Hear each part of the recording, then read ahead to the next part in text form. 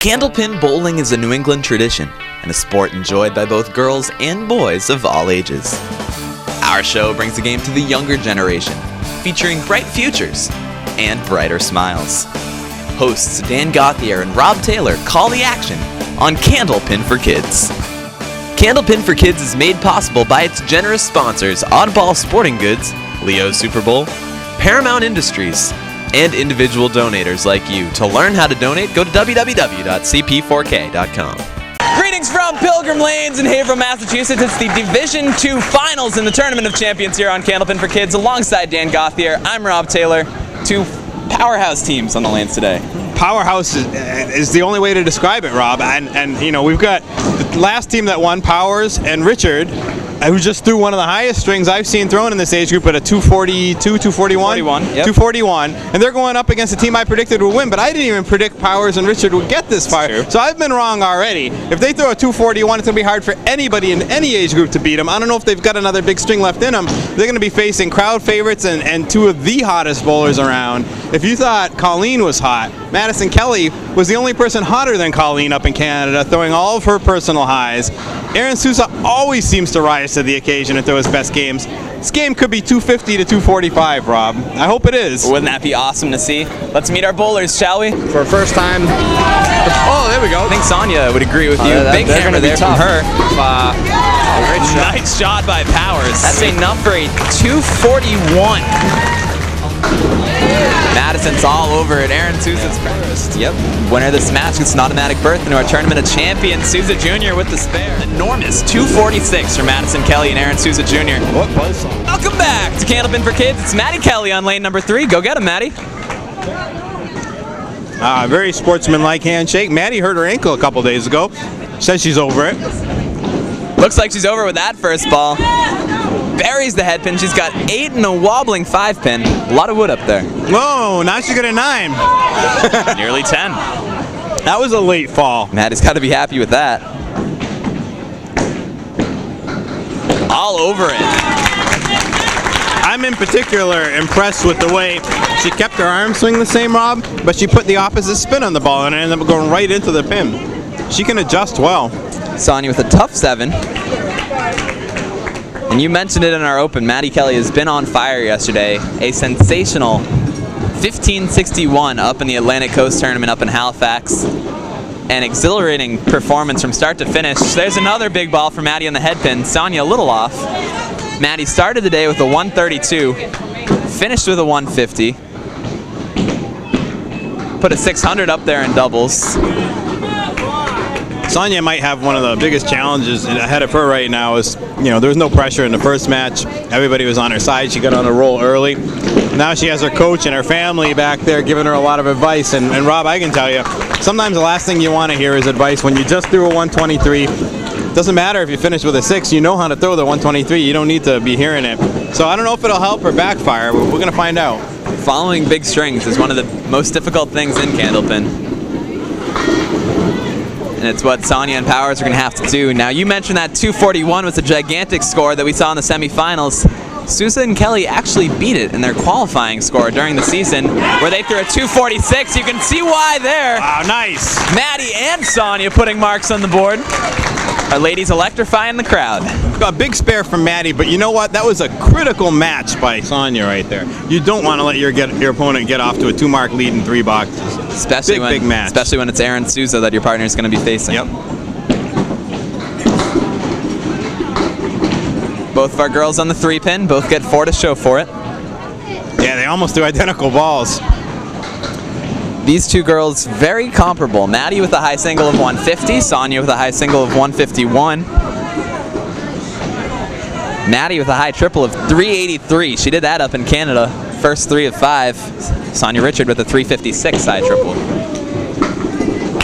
Nice little 10 there from Sonya. Sonya and Maddy are a lot more similar than I realized in terms of all their highs and personal bests and how they got here and scores they've thrown. I don't think I had given Sonya enough credit, but I didn't really know Sonya that well. She burst onto the scene in our match earlier in the year when she threw that 120 game. Lifting her and partner Stephen Powers to this championship show. Hey, Billy Bloom, and it looks like Billy Bloom is going to run that pin down. 46-40 so far. We've had mostly blowouts on Candlepin for Kids today, mostly because we've seen such remarkable high scores. This one looks like it might be a little tighter, as Bloom gets a good little round of applause from the crowd.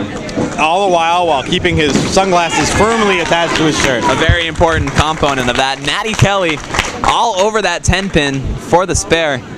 Her second balls are pretty good in that half. Yeah, they are. I don't know how well she does when she switches sides and deals with the ball return on the other side. We're going to find out. Great half. So 56 in a ball for Kelly, 49 for Richard. Now it's time for our gentlemen to take the lanes. Maddy seems to really step it up when the pressure's on. We saw her do it in Canada. We saw her do it on our show. Another guy that seems to step it up when the pressure's on is Souza. Pulls out of Central Park and out of Woburn a lot, and he has a lot of fans here today, Rob. He does. Souza just misses the head pin. Powers is on it. He picks up the spare. Stephen Powers having a day. He started with a 118. Unfamiliar territory for Stephen. He's been blessed by having big leads every time he's gotten up there. Now he's going to work from behind, and he's showing that he's capable of doing it with a mark right off the bat. Aaron with a lot of support. I think some of that support is from his Travel League teammates. We are bowling on lanes 1 through 6 this morning. The Travel League is on lanes 9 through 20. Some of our members are in that Travel League. We appreciate they're getting subs as Powers buries the head pin again. But I actually think both of these bowlers are in the Travel League. Souza's on the spare, as is Powers. Wow.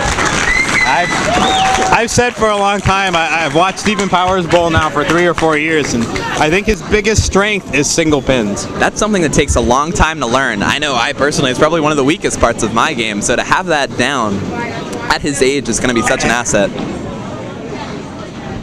Bit of a shame here. Both of our guys have a lot of momentum going. Aaron's pin setter doesn't quite do the job. No, Powers would like that. He'd only have to shoot at 1 pin for a strike. That's true. I think Souza wouldn't mind it either. Aaron on the 3-pin. Powers also. Pair of threes. No. 4. Some late action in this match. Aaron just misses. Powers is on it. Ooh, a little full. A little too on it. You could see that coming. Makes it a tough out now because he's full on that pin. Definitely hurts. You hope to at least get a few there. Souza collects 8. And a very friendly 7 for Steven. Yeah, if he could even stole 1 more out of that, he would have had to have been real happy. I thought he wasn't going to get anything on that last ball. So Powers has turned this match around. He's got 10 of those. 3-pin lead, but Kelly's got a ball. Souza with some very nice action off the head pin. I'm thinking about it, Dan. I think I'm 0 for 3 on predictions so far today, looking back. Well, I finally missed my first one, but you know, if I'm going to mess up a prediction, I messed it up to one of my favorite teams. I do like this team a lot. I like both of these teams. Souza with the 10. Powers, good job pinning there. He'll get 9 out of that. These are 4 of the nicer kids you'll ever meet. Not only are they all good, but they're all very mature, well-behaved, No, nice. You can't say enough about them. They'll all stop and talk to you. Souza with a tough quarter Worcester. Powers gets much friendlier action off the head pin. That could help him in the back if he's a little full on that head pin. Yeah, he's going to have to try to throw a spread eagle ball. A big out here would be critical for Souza. Interesting there, his ball hooking into the 5, but not touching the head pin. Powers put it where he wanted it, just not quite as full as he needed. So finally, Dan, I think we're gonna have a close match going into the second half. Powers with 9, Souza with 9.